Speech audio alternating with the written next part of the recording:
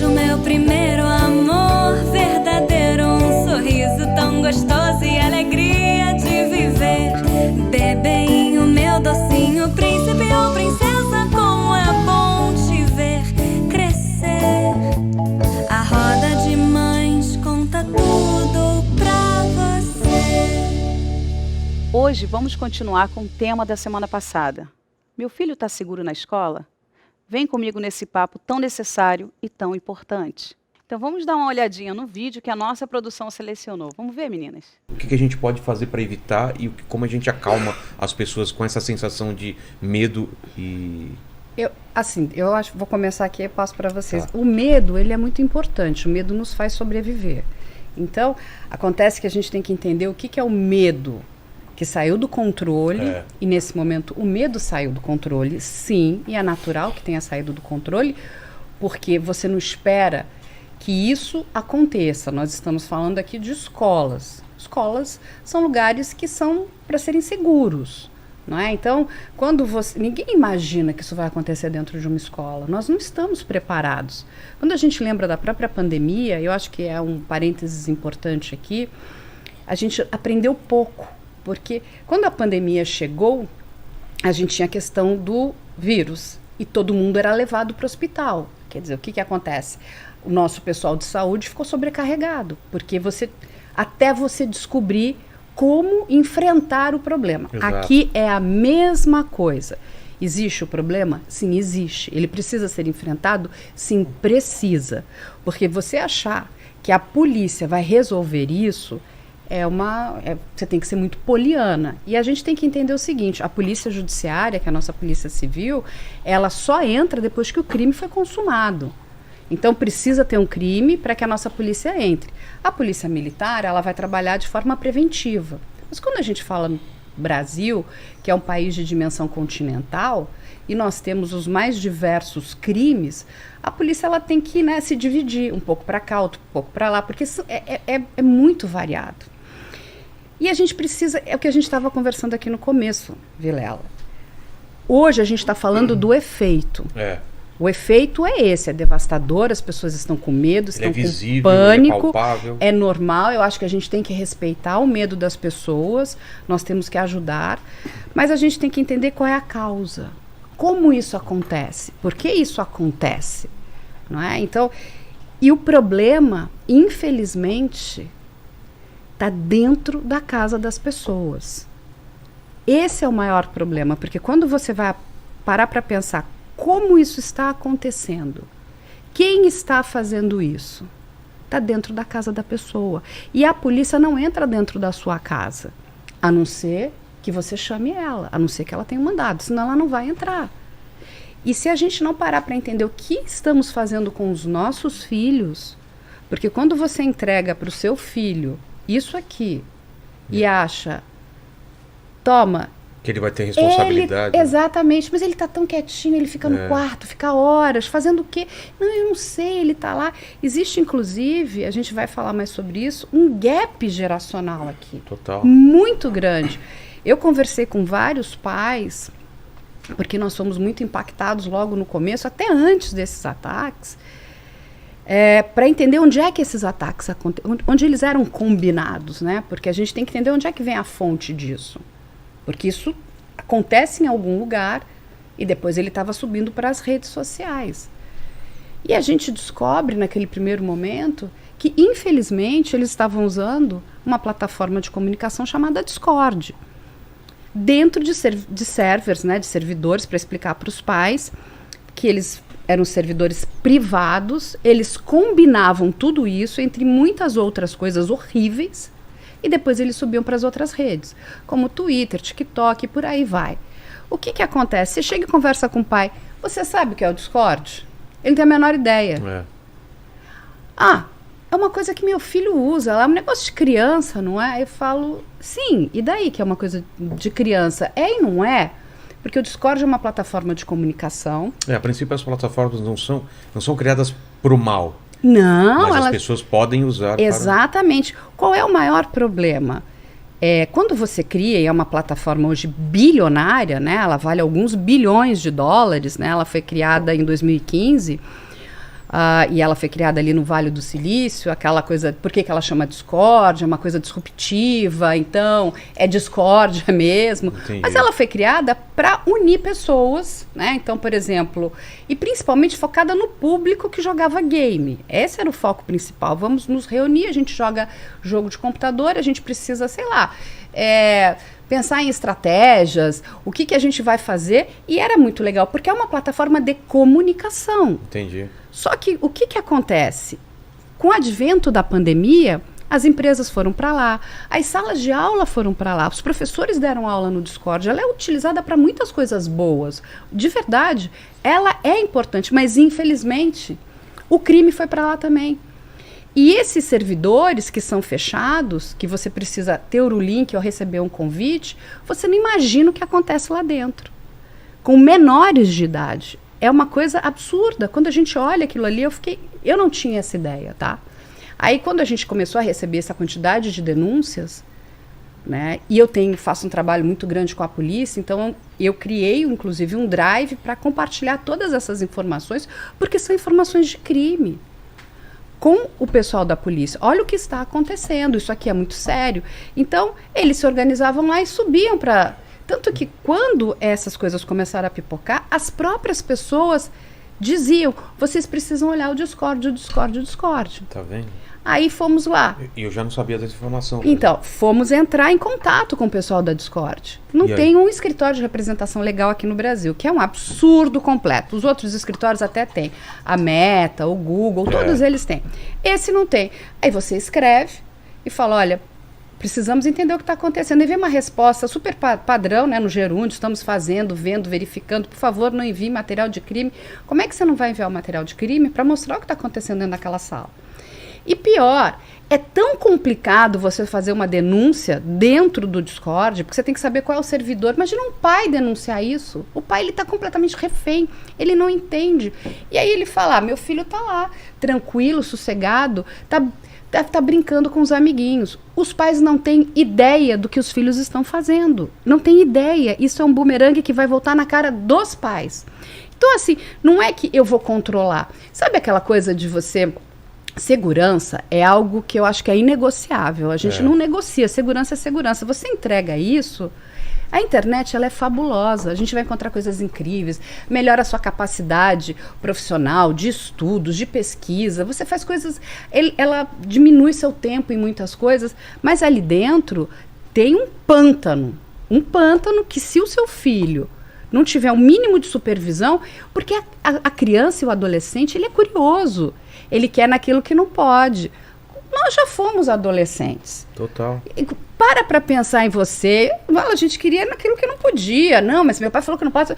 Mas você precisa conversar com seu filho. Você precisa, sabe, investir tempo. Não é gastar tempo, é investir. E investir tempo no seu filho. Hoje os pais... Não, tá aqui, ó, meu filho tá lá, dá um iPad, dá um negócio para ele ficar lá, porque ele não enche a minha paciência. Quantas vezes você já não foi num restaurante e não viu uma criança perturbando, o pai entrega um celular? Quando você era criança, na nossa época, não tinha rede social, não tinha isso aqui, não tinha YouTube, não tinha nada. Os pais tinham que parar o que estavam fazendo para dar atenção para seus filhos. Não, vem cá, não, tem que educar. Educar é uma tarefa complexa. Mas aí ficou o seguinte, não, sabe? E aí tem um problema maior, porque quando a escola, que também faz o papel de educação... A família fala assim, poxa, mas a escola deu nota baixa para o meu filho. Vai lá, e o meu filho ele não pode ter frustração. Nós estamos criando uma sociedade de pessoas idiotas. Sabe assim, ele não pode se frustrar. Então, quando ele se frustra, sabe o que ele faz? Ele vai lá e resolve que ele dá uma facada na professora, porque ele está frustrado. Ela não entendeu. Não é isso. A gente precisa, sabe, a gente precisa parar e entender o que nós queremos como sociedade. E esse é um trabalho muito grande que a gente vem fazendo. Então, não adianta a gente resolver aqui, tá no efeito. A causa está aqui, o problema está dentro da casa das pessoas. Se as pessoas não entenderem o que acontece com seus filhos, sentar, investir tempo, né? Explicar, olha, isso é certo, isso é errado, isso não pode. Por que não pode? Sabe? Mostrar caminhos. Então, interessante. Mas eu quero jogar agora aqui na roda como vocês conseguem perceber, aliás, se vocês viram mudança do comportamento dentro da sala de aula. E como a gente está lidando aqui com professoras do privado e do público, eu quero primeiro saber de você e depois saber de você, o comportamento dessas crianças dentro da sala de aula. Se mudou mediante a essa violência que tem acontecido, né? Porque está mais... Então, eu trabalho com educação infantil, então eles não tiveram acesso ao que estava acontecendo. Não tiveram né? esse baque. Mas né, a escola, ela tomou providências e trabalhou com educação infantil também. A gente abraçou mesmo para conscientizar os pais e as crianças, né, na escola. Então, assim, reforçou a segurança na hora da entrada, reforçou com a ajuda de palestra, né, foi o pessoal da segurança pública na escola para fazer palestra para os alunos do 9º ano. E com a educação infantil, ela fez dinâmicas na sala de vídeo, trabalhou o amor, trabalhou o respeito, de uma forma bem leve para eles não sentirem. Porque, assim, era uma coisa que estava acontecendo e a gente não podia deixar passar despercebido. Então, a gente já tem uma pessoa que fica na portaria, que a gente fala que é a Monique, ninguém passa por ela, não passa. E quando eu fui nessa escola para matricular a Fernanda, uma criança do 9º ano estava saindo e a moça da secretaria falou assim, não, mas você não vai sozinha, com quem você vai? Eu falei assim, essa escola me trouxe segurança, isso anos é atrás. Então, assim, teve esse trabalho, foi feito, a segurança foi reforçada na escola e a gente conseguiu ficar num ambiente assim, bom, cheguei para trabalhar, eu sei que tem. Você se sente assim? Sim, hoje sim. Sim, me sinto. É me sinto interessante, segura. eu quero saber de você, porque você está lá no colégio privado, que de repente você pode reforçar a segurança. Sim, os pais né? pedem. Os pais, às vezes até envia, conversa com o colégio e tal. E o público. E aí eu quero que você fale também, porque a gente vai entrar na questão da cartilha. Né? Depois você vai falar sobre isso. O que você sentiu, se você sentiu essa diferença dos alunos, dessa questão toda, e como você se sente quanto a isso, como professora? Assim, o que eu vou te dizer? Na questão da segurança, eu acho que essa mudança que a gente tinha falado desde o início, né? Ela é um reflexo da própria sociedade. Em relação à escola em si, é lógico que não dá para comparar com uma escola privada, porque a rede é muito maior, então você fala da rede, não de uma escola única. Várias medidas foram tomadas, sim. Tem a questão das câmeras, tem a questão da pessoa que fica responsável. Não é um porteiro, né? Porque o porteiro, na verdade, é uma profissão. Mas você tem uma pessoa que fica responsável pela entrada e saída dos alunos.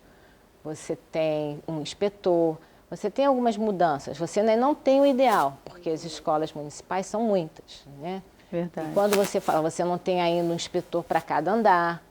Entendeu? Você ainda não tem algumas coisas, mas várias medidas foram tomadas para que houvesse uma mudança. Houve um movimento pela paz, que as crianças da educação infantil fizeram, né? Cantaram, fizeram uma apresentação para os responsáveis, para que a gente perceba que é importante e que a paz ela é construída, entendeu? Eu não digo para você, fique em paz e pronto, acontece como fosse uma coisa, entendeu? A paz, ela é construída. Sim. Quer dizer, o convívio, essa convivência harmoniosa, ela é construída, né? Assim como o preconceito é social, entendeu? A questão mesmo da segurança, ela vem de um trabalho constante. E que vai ser sempre, porque a gente está ali, está formando, a gente está precisando ter isso. Mas você sentiu baque nos alunos? Não, eu acho que aí, em relação às crianças, estão mais inseguras, né? Porque...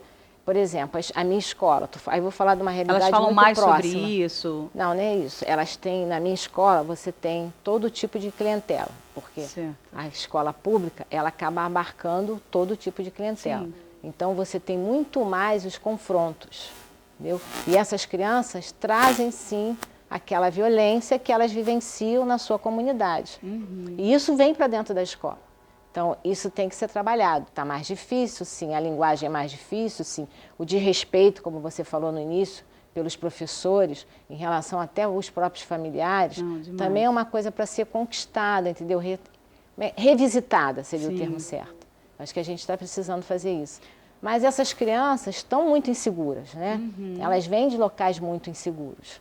E remete o quê? Reflete todo um reflexo ali dentro da escola. Locais violentos, né? Mas locais coisas estão sendo com feitas, isso, entendeu? Mais, medidas estão sendo feitas. Então, ainda está muito longe do ideal, mas muitas medidas estão sendo tomadas, estão sendo feitas. E você como professora, o que você está sentindo? Como Qual o teu assim? sentimento como professora com essa violência? E o que você sente? Você está se sentindo mais segura ou não?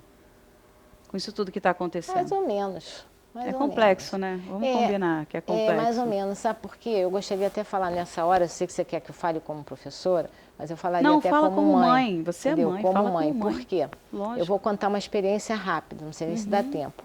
Pode Meus contar. 2 filhos mais velhos, eles, quando eram muito pequenos, o Matheus acho que ia ter o quê? 9 anos, e a Mariana devia ter uns 4. Infelizmente, eles presenciaram junto com o pai um assassinato, entendeu? Olha. Uma pessoa estava saindo do Banco Itaú e foi assassinada. E os meus filhos ficaram muito revoltados, porque como a gente sempre fala de que você precisa proteger o outro, então eles brigaram com o pai, porque eles acharam que o pai tinha que ter tomado, ele tinha que ser o herói, entendeu? Ele tinha que ter tomado uma coisa, atitude. hein? E isso influenciou e muito na questão do que é segurança, de como trabalhar isso. Isso virou discussão lá em casa, eu tive que procurar uma psicóloga, entendeu? Porque não adianta, tem hora que você tem que perceber que você não tem todos os conhecimentos para poder discutir Precisa de ajuda. Precisa de uma ajuda de um profissional, entendeu? Mas meus filhos ficaram traumatizados. Então, todo mundo que chegava em casa, eles diziam, olha, papai deixou um homem morrer, entendeu? Então, era Não, uma coisa mas assim, sabe? Coitado, né? Foi coitado. Porque eles esperavam o quê? Qual é a imagem que você tem? O pai é o herói. É o herói, é verdade. E isso é complicado, loucura, entendeu? né? É muito complicado. Eu não sei se passou isso pela sua cabeça, mas eu ficava com medo de chegar. A gente, né, tô Claro. na sala de aula trabalhando, eu ficava assim, falar para minha auxiliar, deixa a porta aberta. Porque se chegar alguém diferente na escola, eu vou ver, eu vou fazer alguma sobre coisa. isso. E querer botar as crianças embaixo assim, ó, Sim. pegar todo mundo. Só que o prédio da minha filha lá na frente. Falei, depois que eu proteger eles aqui, eu corro lá e pego a Fernanda. Gente, Dava que daquele loucura, medo, né? sim, foi punk. Caramba, foi e a gente tenta sempre uma busca constante, a gente faz a nossa conexão pela oração do outro, da gente, quando a gente sai de casa, mas a gente sabe que tem coisa que não tem como a gente agarrar. E é um assunto, gente, eu quis trazer muito esse assunto para que nós pais possamos prestar muita atenção no filho, porque tudo que nós estamos falando aqui depende de você, como pai e educador. Não depende do colégio, não depende daquele cara que é violento, não depende daquela outra criança, depende da nossa percepção como pais e educadores. Né? Os professores também, lógico, estão dentro disso, mas principalmente os pais, os educadores, os avós, a pessoa que cria aquela criança. Então, acho que essa luz nesse momento sombrio que nós estamos tentando levar para você, eu quero que vocês peguem todas essas dicas aqui e realmente levem para a sua vida. E tenha em mente que o assunto que a gente está trazendo aqui é mais sério do que você possa imaginar. Não passe batido. Aliás, compartilhe isso aqui.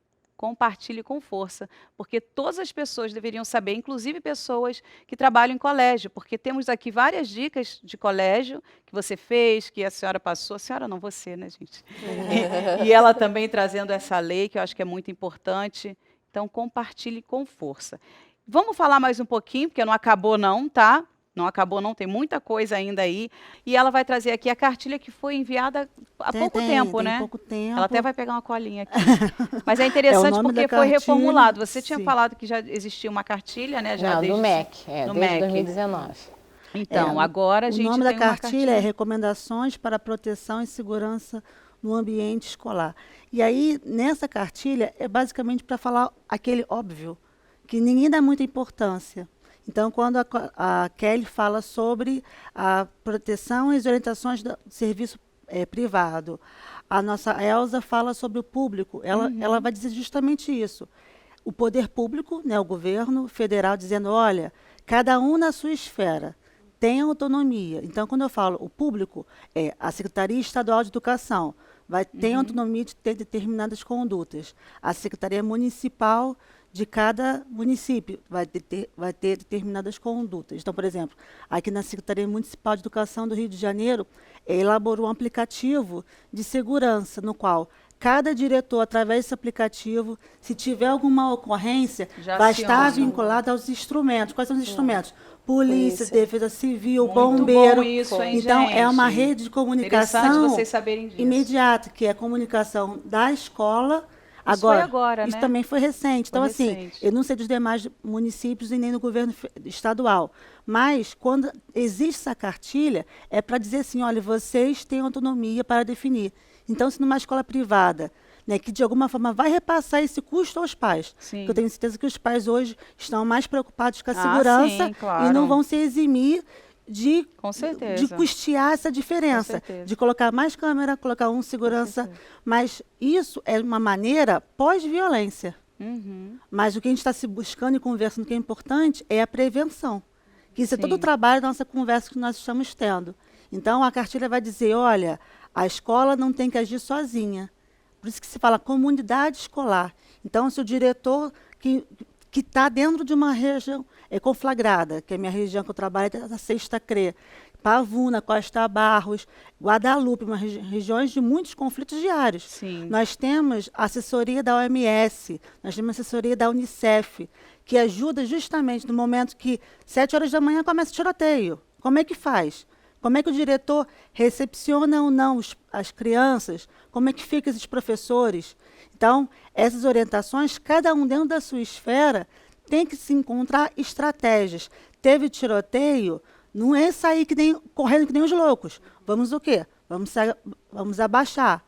Vamos trancar portas. Encontre Usar mais o raciocínio do que a emoção nesses momentos. Nesse momento, o professor, toda a equipe pedagógica, a equipe técnica de uma unidade escolar, tem que estar capacitada para saber qual é o lugar seguro da escola. É verdade. É esse protocolo que é muito importante, que essa cartilha vai direcionar a cada um que converse, dialogue. Se tem um ponto de apoio numa igreja, se tem um ponto de apoio no local daquele bairro onde está localizada aquela escola, vocês que vão se organizar. Então, essa autonomia do óbvio, né? Vamos dialogar, vamos produzir estratégias. Quem é aquela pessoa responsável na escola que quando tiver uma incidência de uma criança que levou uma faca de manteiga, porque ela acha que vai se defender, levou, né? Mas levou. Então, quem vai acolher essa criança? Quem vai dizer para ela que aquela faca não é essencial, que ela tem o suporte da escola, que ela não precisa daquela defesa? Porque eu já escutei falar de escolas querendo colocar detector de metal. Sim. Mas será que isso vai ser suficiente? Eu, particularmente, não acredito. Será, gente? Vocês acham? Eu acredito o que vocês acham? Eu não acredito, porque a criança, não, em né? muitos casos... É da criança para fora, né? Por exemplo, aquela situação aconteceu em São Paulo. O menino, quando esfaqueou a professora, ele tinha tinha um contexto anterior da relação com aquela profissional. Mas a intenção dele era se matar.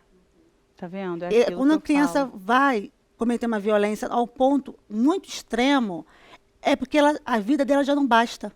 Ela já perdeu qualquer esperança sobre a vida dela. E ele ia se matar. Tanto ao ponto que nós vemos 3 professores segurando ele. Mas a intenção dele era se matar.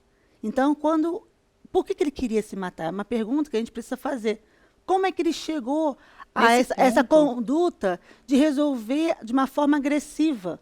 Então, a educação pela paz, a educação de restauração, ela é necessária, que é o ponto preventivo que diz a cartilha. Então, ela vai falar sobre as 3 etapas. Orientação preventiva, todos são responsáveis, a situação do conflito e do pós-conflito. Porque como aconteceu no Tarso da Silveira, em 2011, como que ficaria a escola depois daquele caos, daquele sangue? Como é que fica? A escola foi reformulada. Ela passou por obras, trocaram as salas de lugar, as paredes, para poder mudar aquela visão, porque aquela escola ainda existe. Ela não foi demolida por causa de uma violência, mas ela teve que ser ressignificada. E isso é importante, porque a vida ela não é linear. Ela é altos e baixos. E, de alguma forma, quando as crianças passam por esse trauma, e minha colega Caroline pode explicar para a gente, esse pós tem que ter acompanhamento. É o que está na cartilha. Aí eu falo, é aquele óbvio que ele agrupou para dizer assim, escolas, está aqui. E nessa agora cartilha... vocês precisam ser responsáveis por alguma atitude. Eles não podem ser omissos. Precisam ter protocolos de estratégias, protocolos de comunicação, e aí ele coloca, quando você falou dos links, é importante colocar Então, os links tá dentro da cartilha, né? cartilha, Eu vi. que aí você Observei acessa o site do Ministério da Justiça, você Tem tem, o telefone os ali, telefones, 190, se eu WhatsApp, não me engano, né? direitinho, para justamente orientar para a prevenção e o posterior também. Gente, Eu muito queria bom. acrescentar uma coisinha em relação também à cartilha, porque ela vai falar, porque a gente está falando muito de violência. Sim. E a cartilha, como ela falou, ótimo, tem também a questão da segurança, né? As medidas mesmo de segurança, que é você ver se as estruturas, né? Como é que estão as estruturas, a infraestrutura da escola, entendeu? O parquinho, se tem um parquinho. Na questão também da segurança. Então, essa cartilha eu acho que ela é muito boa, né? Porque ela é muito abrangente, ela é muito entendeu? ampla. Muito eu ampla. gostei bastante. Eu achei Então, muito ela fala interessante. também da segurança. Então, já que você vai ter que prevenir, como você bem falou, então como é que a gente previne? Não é deixando o acidente acontecer. Então, você vai lá ver o que não está a contento, então vamos mudar, vamos trocar, vamos fazer melhor. É o piso que tem que ser antiderrapante, entendeu? É uma estrutura para a educação infantil que tem que ser um piso de plástico. Tem uma série de coisas que você trabalha também com a segurança. É isso aí. Agora é importante trazer aqui para a roda, para a gente dar uma leveza aqui nesse assunto, que nós mães, né, nós pais, nós nos preocupávamos com o quê? Quando a criança ia para o colégio? Se ia chegar mordido do colégio, se ia quebrar um bracinho, se... Ralar o joelho, cair. Como que isso mudou? Eu não me preocupo mais, pelo contrário, eu falo assim, se quebrar um braço, uma perna, tudo bem, está dentro do contexto. Mas antigamente eu tinha, assim, quando o Gabriel entrou no colégio, eu tinha essa visão, eu falei, meu Deus, tomara que meu filho não chegue mordido do colégio, tomara que a outra criança vá morder, porque eu vi esse caso de uma criança assim, toda mordida na época do Gabriel, no início, que ele iniciou no colégio. Eu falei, meu Deus, não quero que meu filho chegue todo mordido, não, meu Deus, é complicado. E você não tem o que fazer, né? Porque a outra criança, você vai brigar com quem? Não tem o que fazer. Então, só para trazer essa leveza que a gente antigamente tinha essa preocupação, e a preocupação mudou bastante. Eu vou pedir para vocês um breakzinho, a gente já está voltando, falando sobre esse assunto tão importante. Aguardem.